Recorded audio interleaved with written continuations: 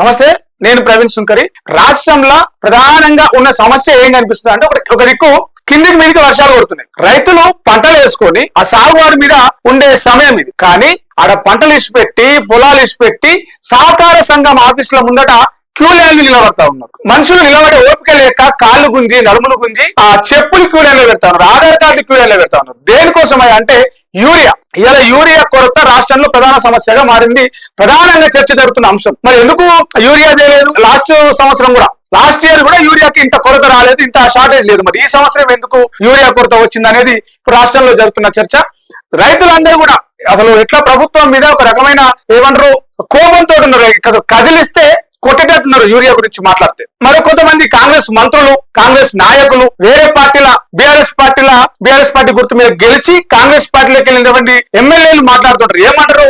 ఆ రైతులందరూ కూడా రైతులు కాదు, వాళ్ళు బీఆర్ఎస్ కార్యకర్తలు, బీఆర్ఎస్ నాయకులు ఏర్పాటు చేసినటువంటి అదంతా కూడా కల్పితమైన క్యూ లైన్, అది నిజంగా క్యూ లైన్ కాదు అని చెప్పేసి కామెంట్ చేస్తారు. రీసెంట్ గా నిన్న కడియం సిఆర్ కారు పార్టీలో గెలిచి కారు పార్టీకి చేయి ఇచ్చి చేయి పార్టీలోకి వచ్చిన కడియం సిఆర్ ఏమంటారు? ఎమ్మెల్యే అసలు యూరియా సమస్య లేదు, నేను ఎమ్మెల్యేగా ఉన్న ఇప్పటి వరకు నా దగ్గర ఒక్క కంప్లైంట్ కూడా రాలేదు, నా దృష్టికే రాలేదు అసలు యూరియా సమస్య ఉన్నట్టు అని చెప్పేసి మాట్లాడుతారు. అసలు యూరియా సమస్య ఉందా లేదా అని చెప్పేసి ఒక్కసారి ఈ ఎమ్మెల్యేలు అధికారం రైతుల గడువులు పట్టుకొని కాళ్ళు పట్టుకొని చేతులు పట్టుకొని ఓట్లు వేయించుకొని అధికారంలో కూర్చొని ఎమ్మెల్యేలు అయ్యి మంత్రులు అయ్యి ముఖ్యమంత్రులు అయ్యి ప్రభుత్వంలో వేస్తున్నాం, ఏసీల కింద కూర్చుంటున్నాం అనుకో ఎమ్మెల్యేలు ఎవరైతే ఉన్నారో, నాయకులు ఎవరైతే ఉన్నారో, కాంగ్రెస్ పార్టీ నాయకులు ఒక్కసారి మీరు ఇళ్ళకెళ్ళి బయటకు వెళ్ళి మీ ఏసీ ఆఫీసులకి వెళ్ళి బయటకు వెళ్ళి సహకార సంఘం కడుకోరు యూరియా సమస్య ఉందా లేదా రైతులే చెప్తారు. అక్కడ నిలబడ్డోళ్ళు బీఆర్ఎస్ పార్టీ కార్యకర్తలా, లేకపోతే బీజేపీ పార్టీ కార్యకర్తలా, లేకపోతే కమ్యూనిస్ట్ పార్టీ కార్యకర్తలా అర్థమైతే వాళ్ళు రైతుల వేరే పార్టీల కార్యకర్తల. వాళ్ళ కాళ్ళు చూస్తే, వాళ్ళ చేతులు చూస్తే, వాళ్ళ చేతులు ఇట్లా పట్టుకొని చూడండి, ఆ చేతులకు కాయలు ఉంటే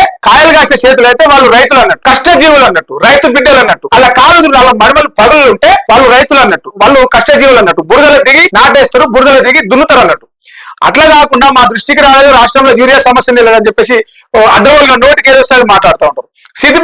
సిద్దిపేటల ఆ నిలబడే ఓపిక లేక టిఫిన్ డబ్బులు లంచ్ బాక్స్ పెట్టుకొచ్చుకున్నారు, సర్ది కట్టుకొచ్చుకున్నారు యూరియా కోసం. పొద్దుగల 6 గంటలకు 7 గంటలకు 4 గంటలకు మబ్బుగల లేచి వచ్చి ఆకలి అయితే అని చెప్పి సర్ది కట్టుకొని వచ్చి ఆ సర్ది డబ్బా క్యూ లైన్ లో పెట్టారు. ఆ పెయింట్ డబ్బులు, చెప్పులు, ఆధార్ కార్డులు, కట్టెలు, ఇటుక పిల్లలు సిద్దిపేటలో మొత్తం రాష్ట్రం మొత్తంలో.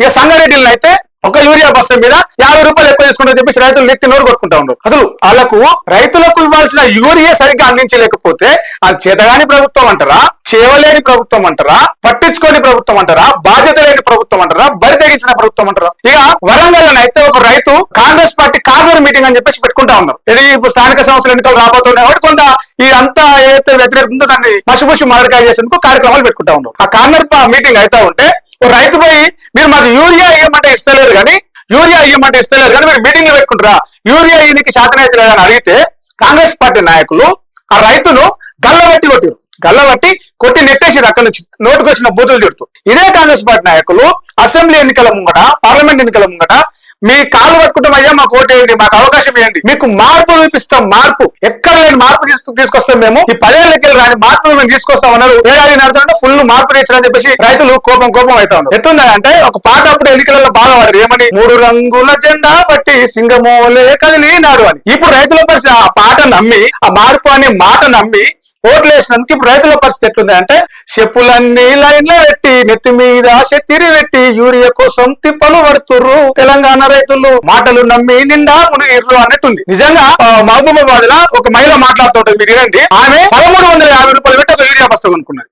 ఎందుకంటే ఇక ఎక్కువ ధర పెట్టి మార్కెట్ లో కొనాల్సిన దానికంటే ఎక్కువ ధర పెట్టి 1350 రూపాయలు పెట్టి ఒక యూరియా బస్తా కొని పంటకేసుకున్నది. ఎందుకంటే పంట ఖరాబ్ అవుతుందని. ఇటు యూరియా వేయకపోతే పంట ఖరాబ్ అవుతుంది, యూరియా వేద్దామంటే వీళ్ళు యూరియా అయ్యారు. ఏమన్నంటే అసలు యూరియా కొరతనే లేదు. మంత్రి వ్యవసాయ శాఖ మంత్రి తుమ్మలనేమో అసలు యూరియా కొరత ఉంది, కేంద్రం వేయాల్సిన తక్కువ ఇచ్చింది అంటారు. మంత్రి పొన్నమేమో రైతులే కాదు బీఆర్ఎస్ కార్యకర్తలు అంటారు. అదే పార్టీలో ఉన్న కాంగ్రెస్ పార్టీ చేరినటువంటి కడియం సిఆర్ ఏమో అసలు యూరియా సమస్య మా దృష్టికే రాలేదు, అసలు రైతులు నిజంగా ఇదే సమస్య ఉందా అని ఆయన మాట్లాడుతారు. మరోవైపు రైతులేమో ఎండల వానల నెత్తులు శత్రులు పెట్టుకొని క్యూ లైన్ లా మబ్బుల తెలంగాణ 4-5 గంటలకు సహకార సంఘాల కడవ అనుకుంటా ఉన్నారు. ఇక కోపం వచ్చి సహనం నశించి ఓపిక లేక ఆ కిటికీలు వలగొడతా ఉన్నారు, రాళ్ళు తీసి ఎత్తేస్తా ఉన్నారు ఆ సహకార సంఘం అగ్రికల్చర్ ఆఫీసులు ఏవైతే ఉంటే యూరియా పంచే ఆఫీసుల కాడ. అంటే రైతులకు ఇవ్వాల్సిన యూరియా ఇవ్వకుండా, రైతులకు ఇవ్వాల్సిన నీళ్లు ఇవ్వకుండా, అటు పంట కాలువలు పంటలు ఎండబెట్టి నీళ్ళు ఇయ్యరు. ఏమనంటే కాళేశ్వరం మునిగిపోయింది అంటారు, సోమేశ్వరం అంటారు, కాళేశ్వరం అంటారు, రామేశ్వరం అంటారు, శనేశ్వరం పట్టిస్తారు. ఇవ్వాల్సిన యూరియా కేంద్రం దగ్గర గల్లా బట్టి ముక్కు విండి వసూలు చేసి తీసుకురావాల్సిన యూరియా తీసుకురాక ఇటు యూరియా షార్టేజ్ ఉందని చెప్తారు. మరి తెలంగాణ ఎందుకు వచ్చే షార్టేజ్? గత సంవత్సరం లేని గత సంవత్సరం ఎందుకు లేదంటే అంతకు ముందున్న ప్రభుత్వం ముందే తెచ్చిపెట్టింది, నిల్వలు ఉన్నాయి. ఇప్పుడు ఎండాకాలం మొంగనే వానకాలం వస్తుంది, వానకాలం మొంగనే చలికాలం వస్తుంది.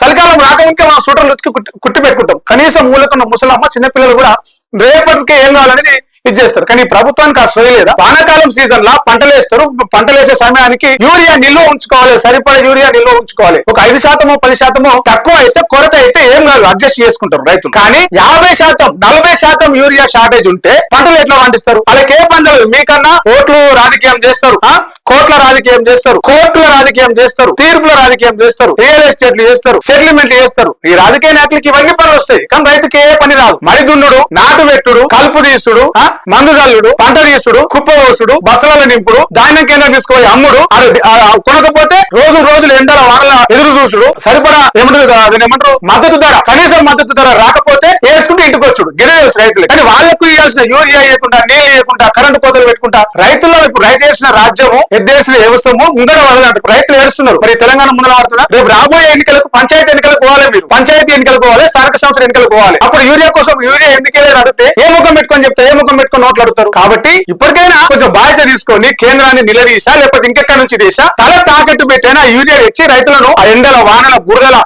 గంటలు తెలంగాణ చీకటిజామున అక్కడ యూరియా కోసము పడిగాపులు కాసే కష్టం తప్పియండి. మీరు బాధ్యత ఉన్న ప్రభుత్వం అని నిరూపించుకోండి. మార్పు చేస్తాం అంటే 15 ఏళ్ళ ఎంతపోయిన తెలంగాణను మళ్ళా ఇప్పుడు ఇవాళ చూపిస్తా ఉన్నారు. ఉమ్మడి రాష్ట్రంలో ఏదైతే చెప్పుల లైన్లు కనిపిస్తున్నా మళ్ళీ ఇవాళ కనిపిస్తా ఉన్నాయి.